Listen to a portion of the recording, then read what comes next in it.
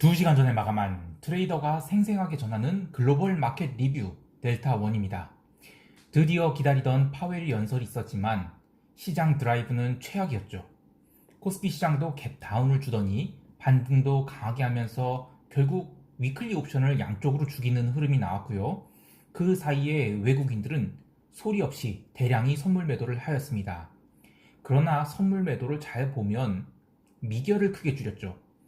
즉 지난 18일, 2월 18일에 들어온 포지션들이 롱은 롱대로 줄이고 숏도 숏대로 줄였다는 의미입니다.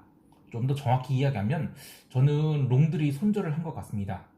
왜냐하면 오늘 롱들이 매도를 하면서 카운터파티로, 그러니까 외국인이 매도를 하면서 기관들이 매수를 했는데, 선물 매수를 했는데 그것이 상쇄돼서 미결이 감소한 것이기 때문에 어쨌든 외국인들이 롱이 손절을 했다, 그렇게 보고 있습니다. 채권 시장은 험악한 분위기로 마무리되었고요. 또 게다가 이번 주 거래일이 딱 하루 남겨놓은 상태죠. 이런 절체절명의 상황에서 대응하는 게 참 어려울 수 있는데요. 글로벌 마켓 리뷰 꼼꼼하게 해보겠습니다. 자, 먼저 아시아 세션 갑니다. 코스피는 갭 상승이 아닌 갭 다운이 나왔죠. 본장 시작 후 미국 지수 선물들은 계속 약세를 보였고요.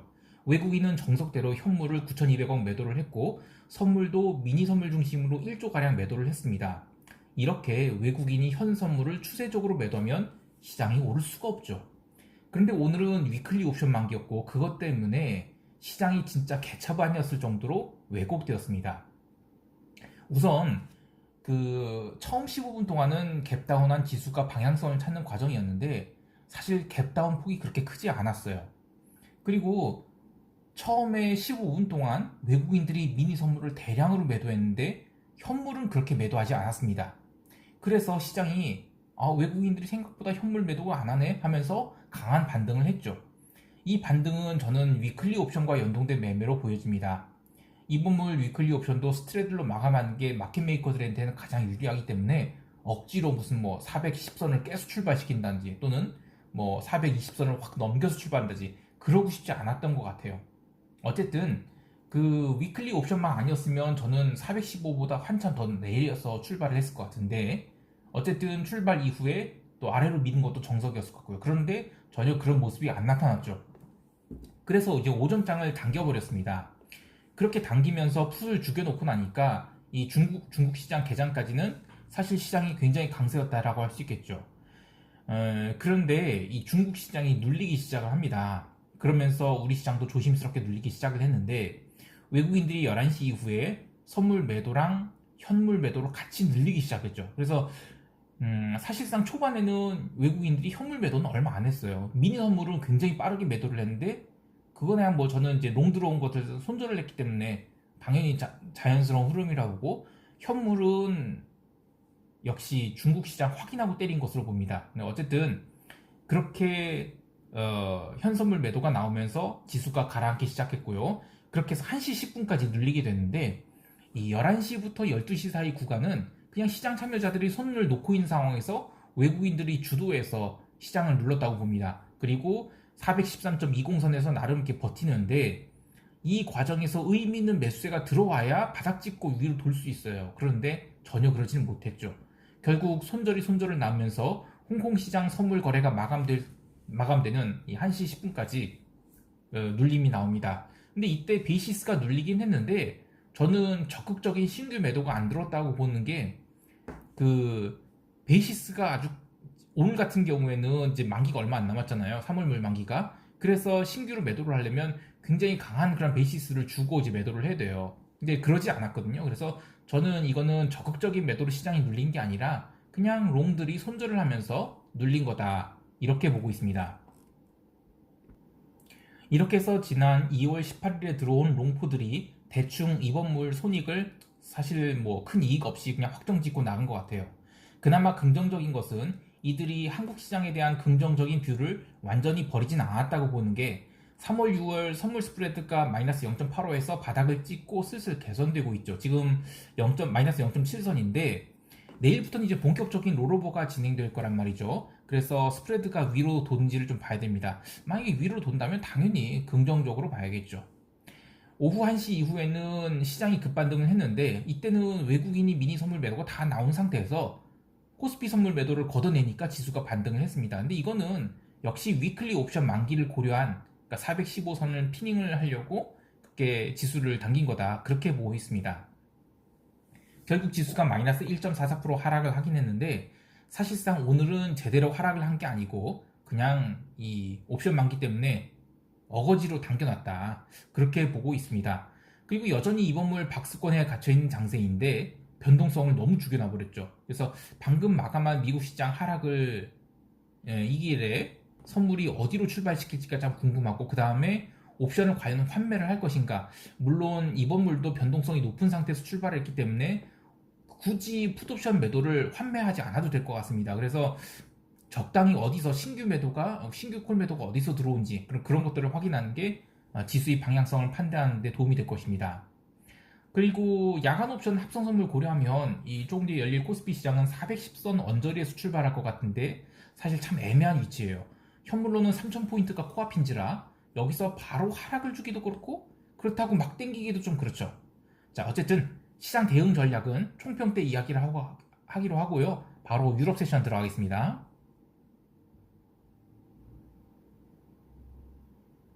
유럽 증시는 오늘 아시아가 그렇게 박살났는데도 빳빳하게 버텼어요. 사실 미국 세션에서 파월이 연설할 때까지는 이 변동성은 있었을 망정 시장이 그렇게 나쁘다고까지는 할 수 없었습니다. 우선 아시아 세션 박살난 상황에서 미국 지수 선물이 거의 1%, 나스닥 같은 경우에 1% 마이너스 나오기도 했는데 유럽 세션에서 증시가 잘 버티니까 미국 지수 선물도 솔솔 기어올랐죠. 전반적으로 채권들도 반등을 보였어요. 그러니까 이거는 그냥 오늘 파월 연설에 대한 어쨌든 기대감이 있었다는 것입니다. 그리고 유럽 증시는 또 나쁘게 볼 수 없는 게 이 파월이 연설을 하면서 지수가 막 빠졌잖아요. 그때 이제는 유럽 지수 선물도 어쨌든 애프터 마켓이니까 움직이긴 했어요. 그런데 생각보다 많이 안 내렸어요. 그리고 유럽은 테크 기업이 시총 비중이 미국처럼 과하지 않죠. 그래서 이번에 그 나스닥 중심으로 그러니까 테크 섹터 다이어트에 대한 영향을 좀 덜 받아서 그렇다고 할 수도 있는데요. 그런데 이제 오늘 미국장은 사실상 기름 주식 빼고는 뭐 올드 이코노미가 됐든 가코노미가 됐든 가코노미는 헛소리네. 그 테크 섹터가 됐든 거의 다 밀렸어요. 그래서 아무래도 정석으로는 내일 유럽장은 좀 이따가 오후에 열릴 유럽 시장은 좀 밀려야 정석인데 저는 안 밀릴 것 같아요 생각보다. 그래서 이런 거는 뭐냐면 유럽은 시장이 굉장히 강하다. 그 채권 텐트럼에 대해서 걱정 안 하고 있다. 뭐 그렇게 먼저 봐야 될 것 같아요. 경제 지표로는 유로존 1월 실업률 8.1% 나왔어요. 이건 뭐 컨센 대비로는 잘 나온 거예요. 근데 뭐 전월 대비로도 그렇고요. 근데 다만 이제 1월 소매 판매는 박살이 났어요. 이게 그래도 어쨌든 시장에 영향은 안 미쳤습니다. 채권 시장 관련해서 ECB 인사들이 계속 지금 어제도 그렇고 어제는 옌스 와이트만 총재가 얘기했고 오늘은 좀 네덜란드 쪽이 어쨌든 계속 인사들이 발언을 하고 있는데 대부분 걱정하지 마라 이런 류의 발언이에요. 사실 그 유럽 채권도 계속 약세를 보이고 있어서 무시를 할 수는 없습니다. 근데 어쨌든 당장은 증시가 반응 안 하고 있으니까 먼저 걱정할 필요는 없겠죠. 그리고 이제 유럽 채권이 장중에 그 유럽 장중에는 고르게 반등을 했어요. 이거 아까 그 파월 연설에 대한 기대감 때문에 이렇게 올랐다고 하는 건데 미국채도 같이 반등을 했고요. 그리고 그 결국에 이제 유럽 마감 때까지 그 유럽채나 뭐 그 미국채도 사실상 전일의 하락폭을 상당량 만회해서 끝납니다. 근데 파월 연설하고 나서 이제 미국채가 빠지죠.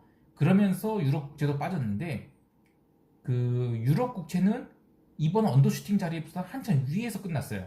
그러니까 별 문제 없다는 겁니다.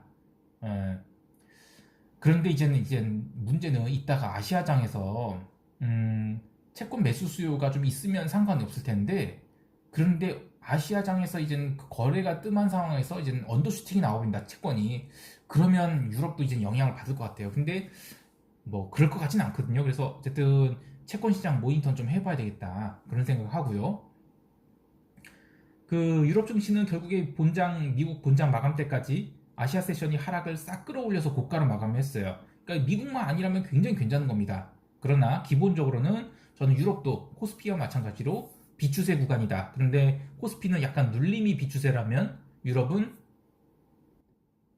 굉장히 잘 버티는 강세의 비추세다. 그렇게 보고 있습니다. 유럽 세션에서 더 챙겨봐야 될 것은 구리가 굉장히 하락을 했습니다. 이 상해 거래소에서 아시아 세션에서 어쨌든 구리 가격은 버티려고 했어요. 그런데 유럽 세션 들어와서 홍콩 증시가 하락을 한 거에 반영되면서 LME 세션이 시작되면서 매도가 쏟아져 나오기 시작을 했습니다. 그래서 처음으로 이제 톤당 8,900달러까지 처음 맞아버렸죠. 물론 처음에는 마이너스 3.5%에서 제한되긴 했습니다만 이 커맥스 세션에서 파월이 연설을 부정적으로 해석한 시장 참여자들이 다시 매도를 쏟아냈죠. 그래서 장중에 마이너스 6%를 찍습니다. 굉장히 살벌했어요. 물론 다시 올라오긴 했습니다만 어쨌든 살벌했었다. 그리고 기름은 오페 플러스 회의가 잘 끝난 덕분에 폭등을 했죠. 이번에 뭐 감산 합의량 축소나 뭐 이런 그 어떤 증산에 대한 얘기가 기대가 됐었는데 다행히 뭐 증산 얘기 없었고 그냥 뭐 대충 합의가 잘 끝났어요. 그리고 뭐 사우디가 자발적 감산 지속하겠다 4월까지는. 그래서 뭐 나머지는 버티자 이러면서 시장이 안도 랠리를 보였죠. 근데 기름은 딱 올라올 자리까지만 올라왔어요. 이 64불대까지 올라왔는데 이렇게 되면 이번 주는 어쨌든 64불대에서 끝날 것 같긴 해요. 그런데 다음 주에 과연 위로 더 갈 수 있을 것인가? 저는 이건 좀 아니라고 보거든요. 그래서 저는 다음 주에는 그 기름 콜옵션들을 그 계속 이렇게 매도하는 그런 전략을 좀 하는 게 좋을 것 같고요. 그러나 아직 풋옵션 매수는 좀 아니라고 봅니다. 이게 그 한 주 정도는 위에서 놀 가능성이 있어요. 그래서 저는 다음 주에는 기름 콜옵션을 좀 매도를 하고 싶다. 그 정도로 생각하고요. 그리고 여기까지만 할게요. 그리고 하나 더 얘기해야 되겠다. 그 압둘 아지즈 사우디 석유 장관이 그랬어요. 뭐 셰일 오일 같은 거는 신경 안 써도 된다. 이게 무슨 얘기냐면 야 기름 너희들이 기름값이 올리면 기름값이 올라가면 틀림없이 그 너희들이 증산 안 하더라도 그 미국에서 셰일 오일 퍼올릴 거 아니냐. 그러니까 너희들도 증산돼야 되는 거 아니냐. 기름값이 이만큼 올랐는데 그랬더니 이젠 그 신경 안 써도 된다라고 했었죠. 그런데 이번 주 토요일에 오일리그 카운터가 이제 발표됩니다. 저는 또다시 증가를 했을 거라고 손가락을 걸진 않겠지만 어쨌든 저는 오일리그 카운터 증가라고 생각을 해요. 그러면 그런 말이 쏙 들어가겠죠. 그래서 어쨌든 시장 참여자들이 이번 주는 그냥 그 유가 65불 트라이에 대해서 넘어갈 것 같습니다. 그러나 다음 주에 올라오는 거는 저는 유가가 오버슈팅이라고 봐요. 그래서 저는 다음 주에는 기름을 뭐 날로 매도하긴 좀 부담스러우니까 콜 매도를 좀 쌓아보자. 그런 이야기를 하고 싶습니다. 자, 여기까지 하고 미국 세션 가겠습니다. 오늘 미국 세션은 참 다이나믹해서 할 얘기가 많습니다.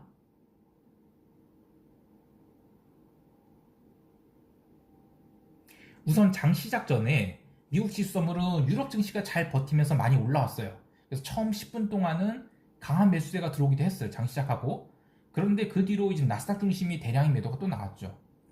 1월 공장 주문은 0시에 나왔거든요. 근데 이때는 그 전에 이미 내린 상태였고 그리고 거기서 잠깐 반등하는데 또 맞았죠. 그래서 장중에 일단은 마이너스 1%를 찍습니다. 근데 이거는 저는 진짜 하락은 아니라고 보는 게 이게 굉장히 기술적인 그 패턴이에요. 교과서에 나오는 기술적인 패턴인데 그 보통 시장이 장중 조정을 보이게 되면 어디까지 조정을 보이냐면 아시아 세션에서 조정 준 자리, 그러니까 전산장에서 조정 준 자리에서는 굉장히 강한 지지를 보이는 경향이 있어요. 그래서 오늘 그냥 정성적인 그런 반등 패턴이 나온 거예요. 근데 그때까지만 해도 또 제가 시장을 이게 그냥 진짜 하락이 아니라 장중 조정이라고 보는 게 그때 채권 시장 나쁘지 않았거든요. 그래서 이런 걸 보면 그냥 한번 눌러준 것이다. 그렇게 생각을 하고 그래서 이어서 반등이 나올 때 굉장히 쉽게 반등을 이익으로 챙길 수 있었습니다. 자, 그리고 그 오펙 플러스 대표단 회의도 이런 얘기했죠. 그때 자발적 추가 감산 연장하겠다. 4월까지. 그래서 전반적으로 훈훈한 분위기였기 때문에 나스닥이 강한 반등을 했어요. 그런데 이제 문제는 반등을 한 자리가 12,720선입니다. 그러니까 전일 종가보다 소폭 플러스인 상태에서 유럽을 마감시켰죠. 그런데 유럽이 이제 새벽 1시 반에 마감을 하는데 연설은 새벽 2시란 말이에요. 그래서 거기서는 바로 하락이 안 나옵니다. 계속 그냥 추가 반등을 시도해요. 그래서 12,800선까지 딱 터치를 했습니다. 자, 그런데 이제 새벽 2시부터 이제 파월이 연설을 하는데 한 8분쯤에 연설을 시작했던 것 같아요. 시작하자마자 일단 숏이 나왔습니다. 근데 이거는 이익 실현성 숏이었던 것 같고 연설 이제 스피치 그 내용에 따라서 이제 그 시장이 반응을 했는데 첫 번째로 11분쯤에 인플레가 회복될 것이다. 그러니까 점진적이지만 어쨌든 그런 얘기 나오니까 셀 매도가 빵 나오죠. 그리고 나서 다시 반등을 한 텐데 한 20분쯤에 그때 이제 긴축적으로 이런 멘트가 나오니까 또 매도가 확 쏟아집니다. 그리고 국채 시장의 변동성이 내 주의를 끌었다. 이런 말이 나오니까 채권에서 아주 폭매도가 나와버리죠. 그러면서 이제 나스닥도 이제 뭐 떡드랍이 나와버립니다. 그래서 이제 이렇게 워딩에 따라서 시장이 강하게 그러니까 반응을 한 게 저는 이게 그 사람이 한 게 아니고 이게 사람이 어째 듣고 나서 매매를 하니까 그냥 컴퓨터로 자동 매매가 들어갔다라고 생각을 해요. 이거 뭐 알파고 짓인가요? 뭐 요즘에 알파고라는 얘기하면 안 되죠. 요즘에는 AI가 뭐 다른 게 있으니까. 뭐 어쨌든 간에 그 뒤로 파월이 연설이 한 2시 한 30분 좀 넘어서 끝났는데 뭐 계속 쏠라 떠들이는데도 지수는 전혀 반등을 못하고 계속 밀렸어요. 연설 끝나고도 잠깐 반등 주는데 계속 밀리죠. 그래서 나스닥은 새벽 4시에 12,306포인트, 그러니까 2.93% 하락을 했는데 그 뒤로 강한 반등이 나오긴 합니다. 근데 그 자리가 어디냐면 공교롭게도 장기 이평선이 121선이에요. 그러니까 12,380선, 거기가 이제 121선이 있는데 거기서부터 이제 내려간 것은 저는 언더슈팅이라고 봐요. 그래서 바닥에서 어쨌든 언더슈팅 주고 거기서 1% 넘는 반등을 해서 마감을 했습니다. 이 파월 연설과 함께 나타난 현상은 첫 번째는 장기 채권이 추가 하락한 거, 그리고 구리, 금, 특히 이제 구리가 이제 엄청난 언더슈팅이 나온 거, 그리고 그때까지만 해도 나름 강했던 비달러 통화들이 죄다 부러진 것, 뭐 페소고, 뭐 유로고, 뭐 오지달러, 뭐 파운드고 다 부러졌어요. 그래서 달러 인덱스가 굉장히 강하게 올라온 것. 그래서 이런 것들을 종합해 보면 채권은 뭐 일트 커브 컨트롤이니 뭐 오퍼레이션 트위스트 같은 대책이 안 나왔어요. 그러니까 당연히 밀렸고요. 또 골드나 구리 같은 경우는 야 인플레 기대감이 있는데 왜 빠졌냐 하면 이건 그냥 리스크 오프의 액션이 나온 것이라고 봐요. 그리고 달러 강세도 똑같이 리스크 오프의 액션이 나온 거죠. 뭐 제가 물론 이코노미스트가 아니기 때문에 더 자세한 분석은 어렵지만 시장에서 나타난 현상 자체에 집중해보면 전반적으로 그동안 강하게 달렸던 것들에 대한 되돌림이 계속 나오고 있습니다. 그러니까 이 돈 빌려 레버리지 투자한 것들을 끈 셈이죠. 금리가 오르게 돼서 돈지랄로 시장을 바친 것에 대한 그런 되돌림이 나왔다고 보고요. 따라서 이제 그런 종목들은 반등이 나와도 좀 천천히 나올 것으로 봐요. 왜냐면 이거는 어떤 외부 악재, 그러니까 뭐 코로나가 됐든 뭐 경제 충격이 됐든 이런 걸로 하락이 나온 게 아니라 차익 금리가 변동될 것이라는 기대, 그러니까 투자의 아주 기본 환경에 대한 변화이거든요. 그래서 리스크를 새로 지는 것에 대한 비용 증가가 키포인트이기 때문에 이거는 주가 자체가 충격으로 확 빠져서 아예 싸지거나 아니면 뭐 파웰 됐든 누가 됐든 시장을 개입해서 뭐 강한 반등이 나올 때까지는 이건 상승은 쉽지 않다. 물론 이제 점진적인 상승은 충분히 나올 수 있다고 봐요. 왜냐면 오늘 저 121선을 더 깨는 건 좀 아닌 것 같거든요. 그래서 저는 대강 바닥은 온 것 같아요. 그러나 그 급등 막 3%씩 오르고 막 이런 거는 좀 쉽지 않아 보입니다. 제가 이제 강세장에서는 121선을 한 방에 깨고 내려간 적이 없다는 얘기를 많이 했어요. 근데 그게 제가 영상으로 얘기한 적은 몇 번 없었던 것 같지만 어쨌든 왔어요. 121선에 나스닥이. 그래서 저는 시장을 굳이 부정적으로 볼 필요는 없다고 봅니다. 다만 이제 반등이 빠르지는 않을 것이다. 그걸 좀 신경 써야 된다는 거고요. 내일이 또 이제 금요일이죠. 그러면 이제 보통 이제 한 주 마지막 거래일을 남겨놓고 투자자들이 좀 더 불안해할 수는 있어요. 그래서 저는 종가에는 언더슈팅이 나올 수 있다고 봐요. 그런데 만약에 오늘 종가 언더슈팅이 나왔다, 저는 그 매수라고 봅니다. 물론 이제 레버리지는 잘 고려해서 이제 매수를 하겠죠. 그래서 기본적으로는 저는 이제 웬만큼 온 거긴 하다. 여기서 언더슈팅 나온 것은 사면 천천히 반등이 나올 만정 반등은 나올 것이다. 그렇게 생각을 하고요. 자, 여기까지 하고 하나 더 얘기됐다. 개별 종목 보면 기술주가 뭐 다투들여 맞은 거야 당연하죠. 근데 사실상 기름 주식 빼곤 다 밀렸어요. 특히 금융주도 밀렸거든요. 근데 요거는 이제 두 가지로 해석할 수 있는 게, 첫 번째는 이 더 이상 채권 가격이 하락을 하면 이건 금융권에 대한 리스크가 될 수 있다. 그리고 두 번째는 경기 민감주가 됐던 성장주가 됐던 이 로테이션 장세는 이제 오늘까지, 어제까지였다. 그리고 오늘은 그냥 전 섹터가 리스크 오프였다. 그렇게 해석이 됩니다. 그러니까 사실 이건 좋은 건 아니죠. 오늘 마이크론 마이너스 5.36% 하락하고 기술주 대부분이 하락하는 등 분위기가 아주 나쁘게 끝났어요. 사실 여기서 더 빠지는 거는 저는 언더 영역으로 보고 있습니다만 어쨌든 섹터 가리지 않고 골고루 빠졌다는 게 좀 우려되는 부분입니다.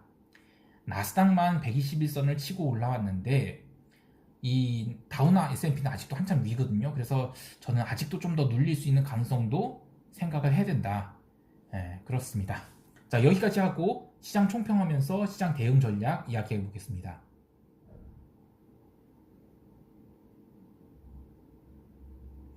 일단 채권발 텐트럼은 분명 부정적인 이슈예요. 그리고 주말 앞두고 채권 시장이 아시아장에서 또 한 번 언더슈팅을 줄 수도 있죠. 따라서 이 코스피 시장은 어디가 바닥이 될지 몰라요. 하지만 장중에 3천선을 한 번쯤은 깰 가능성이 큽니다. 물론 종가에 어느 정도 회복할 것 같긴 해요. 그런데 전일에 개인이 2조 1천억 주식을 샀단 말이에요. 계속 이 구간에서 많이 샀는데 과연 오늘 3,000포인트를 깰 때 개인이 주식을 살 것인가? 저는 모르겠어요. 뭐 제가 개인이 어떻게 할지 모르겠지만 조금은 좀 부정적으로 보거든요. 그래서 주식 매수는 저는 계속 쉬는 게 맞다. 신규 매수는 해지를 하더라도 신규 매수는 하지 말자가 맞고, 그리고 기존 해지 포지션은 계속 갖고 있고, 그렇게 했으면 좋겠고요. 그리고 나스닥 변동성은 지금 굉장히 증가한 상태죠. 그래서 이럴 때 이제 아시아 세션이나 뭐 유럽 세션에서 나스닥 지수가 각국의 증시 흐름에 따라서 뭐 언더가 나올 수도 있고 오버가 나올 수도 있습니다. 근데 오버가 나오는 걸 따라서 사지 마시고 언더가 나오면 적정한 구간에 분할을 해서 저는 나스닥 선물은 장중에 좀 사는 게 맞다고 봐요. 이게 나스닥 선물이 오늘 아시아장에서 그냥 뭐 스트레이트로 쭉쭉 빠질 것 같지는 않거든요. 그래서 어쨌든 아시아 세션과 유럽 세션에서 내려오게 되면 이거 반등도 나오면 강하게 반등이 나와요. 특히 그 미국 세션 본장에서 반등 한 번쯤은 나올 수 있는 가능성이 큽니다. 그래서 그런 장중의 이제 변동성을 이용한 매수 전략, 매수에서 청산하는 전략, 요건 좀 괜찮아 보이고요. 그리고 커머디티 특성상 금요일 거래는 언더슈팅이나 오버슈팅이 나올 가능성이 커요. 그 점 감안해갖고 이 골드 같은 거, 야 1700불 깼으니까 이거 사야지라고 막 사 모았다가는 이거 자칫하면 1650선까지 한 방에 밀릴 수 있어요. 그래서 저는 이 골드 같은 거 커머디티는 주말에 강한 포지션 잡는 게 좀 부정적이거든요. 왜냐면 이번 주 주봉이 일단은 골드가 음봉이 센 게 나왔어요. 그러면 오늘 만약에 금요일에 뭐 골드를 산다, 이거는 기껏해야 그 주봉이 아래 꼬리를 어느 정도로 줄일 거냐, 이거에 대한 베팅이에요. 근데 그런 것보다는 다음 주 월요일에 언더슈팅이 나왔을 때 그 다음 주 만든다라는 생각을 하고 다음 주 초에 매수하는 게 훨씬 더 나은 유리한 전략이라고 봅니다. 그리고 기름은 제가 아까 얘기한 대로 다음 주에 그 올라오면 전 65불 근처로 접근할 때마다 계속 콜매도 쌓는 거, 그 정도가 좋아 보이고요. 특별히 이제 변동성이 높아진 시장이기 때문에 시장을 좀 신중하게 대응하셨으면 좋겠습니다. 이상 델타원이었습니다. 감사합니다.